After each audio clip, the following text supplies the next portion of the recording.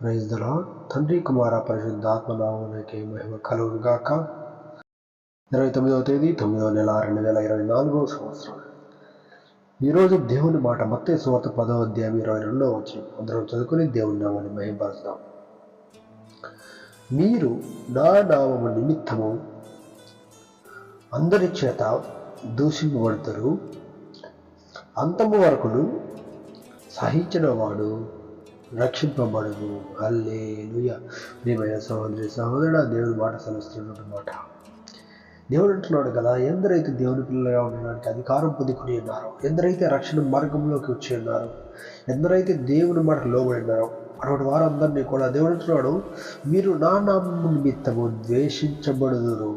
లోకంలో మనల్ని చూసి అనేక మంది ద్వేషించేవారు ఉన్నారు, మనల్ని కించపరిచేవారు. అయితే దేవుడు అంటున్నాడు, ఎవరైతే అంతము వరకు సహిస్తాడో, అంతవరకు సహించి నా వాడు రక్షింపబడని దేవుని వాక్యం సెలవుస్తుంది. అయితే ఎందరైతే రక్షింపబడ్డారో అటువంటి వారమైన మనమందరము కూడా అంతము వరకు సహించి దేవుని యొక్క రక్షణ మార్గంలో ఎదుగుదాం, వాక్యానుసారంగా జీవిద్దాం.